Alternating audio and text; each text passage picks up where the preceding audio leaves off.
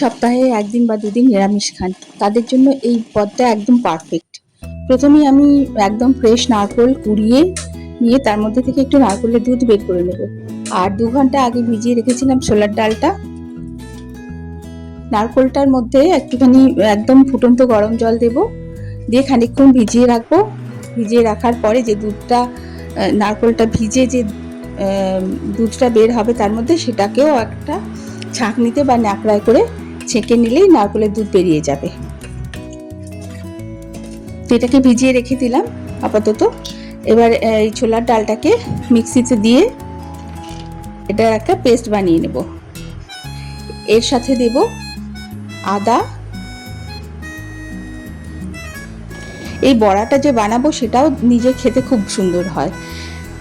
এর সঙ্গে দিলাম আদা আর কাঁচা লঙ্কা, একটু জল দেব, হিং দেবো এর মধ্যে, এটা কিন্তু মাস্ট। বেশ খানিকটা হিং দিতে হবে, কারণ এখন যে হিং আমরা কিনি তাতে বিশেষ কোনো সেন্ট থাকে না। দিলাম একদম স্বাদ মতো নুন। এটাকে একটা পেস্ট বানিয়ে নেব। পেস্ট হয়ে গেছে। এটা একটা মানে হিন্দিতে যেটা বলে দরদরা, মানে খুব মিহি পেস্ট না হলেও চলবে। মিহি পেস্ট করতে গেলে ওটা একটু পাতলা হয়ে যাবে।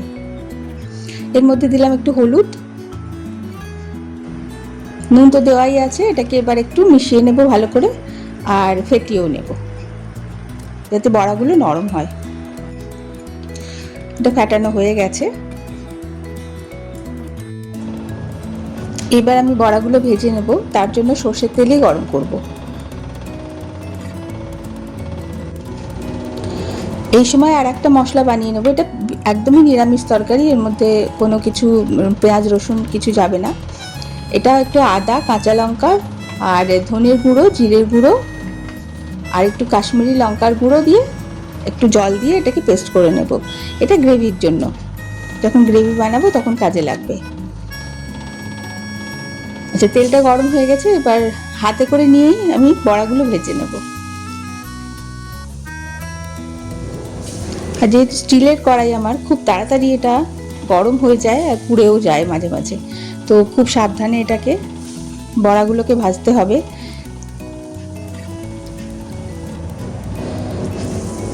এক পিঠ ভাজা হয়ে গেছে প্রায়।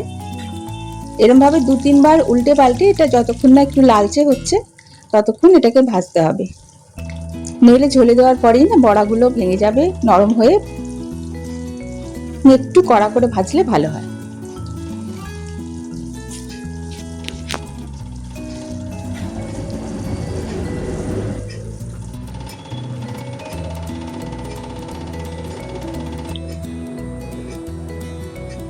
বড়াগুলো ভাজা হয়ে গেছে। ওর মধ্যে একটুখানি আর একটু সর্ষের তেল মিশিয়ে নিলাম। এবার এই নারকেলের দুধটা বের করে নেব। ছাঁকনিতে ছাঁকার পরেও আমি একটা কাপড়ে চেপে ওটাকে পুরো দুধটা নিংড়ে নিয়েছি। নারকেলের দুধ রেডি। এবার ওই তেলের মধ্যেই দেব তেজপাতা আর গোটা গরম মশলা।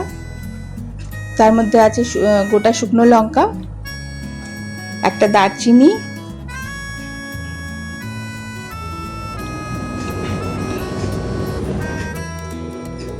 দিলাম 2টো এলাচ ফাটিয়ে, ছোট এলাচ, একটা বড় এলাচ দিয়েছি,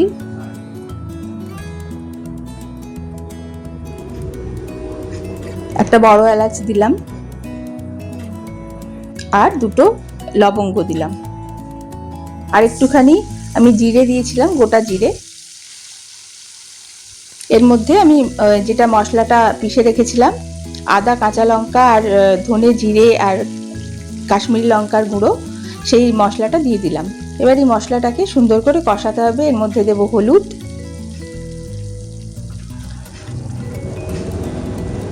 স্বাদ মতো নুন দিলাম,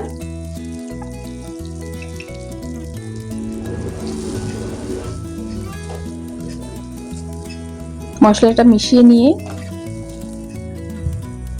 যেহেতু নিরামিষ তরকারি মিষ্টি দিতেই হবে,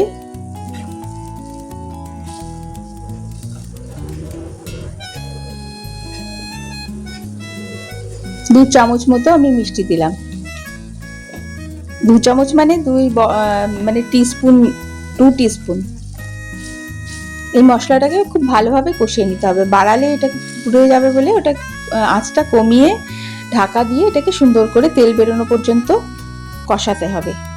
মশলা কষার ওপরেই সমস্ত রান্নার টেস্ট নির্ভর করে। তেলটা উপরে চলে এসছে, তার মানে মশলাটা ভালো করে কষা হয়ে গেছে।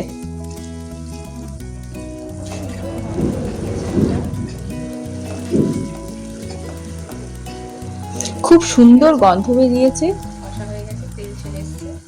এবারে এই নারকেল দুধটা, এবার আঁচটা একদম কমিয়ে নিয়ে, যেরকম নর্মাল দুধও ফেটে যায় বেশি আঁচে ফোটালে, সেরকম নারকেলের দুধও কেটে যায়। সেজন্য আস্তে আস্তে করে আঁচ কমিয়ে এটাকে মেশাতে হবে আর অনবরত নাড়তে থাকতে হবে।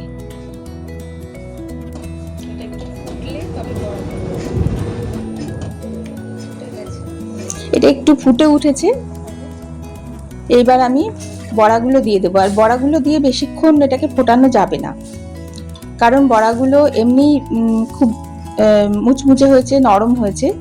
বেশিক্ষণ ফোটালে ওগুলো ভেঙে যাবে, একদম নরম হয়ে গ্যাদগ্যাদে হয়ে যাবে, মানে কাদা কাদা হয়ে যাবে।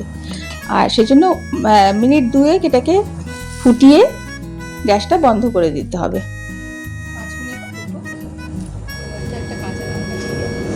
এই সময় এটাতে ফোটার সময়তে দিলাম একটা চেরা কাঁচা লঙ্কা, আর 2 মিনিট ফোটানোর পর এটাকে বন্ধ করে দিলাম।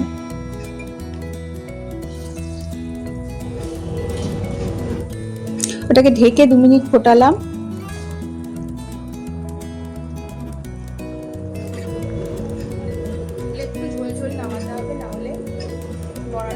বড়াগুলোর ভেতরে এখনো ঝোলটা ঢোকেনি, তাহলে এটা ডুবে যেত। কিন্তু যখন ঝোলটা ঢুকে যাবে তখন কিন্তু পুরো ঝোলটাই এটা টেনে নেবে। সেই জন্য একটু ঝোল ঝোল এটাতে রাখতে হবে। প্রথমে একটু ঘি দিয়েছি, সেটা দেখা যায়নি, আমি ওপর থেকে দিয়েছি। এরপরে দিলাম একটু গরম মশলার গুঁড়ো দিয়ে এটাকে ঢেকে দেবো, আঁচটা বন্ধ করে ঢেকে দেবো। এবার এটা রেডি।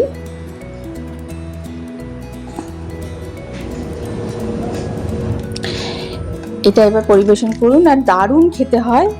গরম ভাতের সঙ্গে তো অবশ্যই ভালো লাগবে খেতে। এটা রুটি পরোটার সঙ্গে ভালো লাগবে না অত, গরম ভাতের সঙ্গে খান, আর নিরামিষ দিনে একদম তৃপ্তি করে খাবেন। এই রান্নাটা করে দেখবেন, কেমন হলো বলবেন।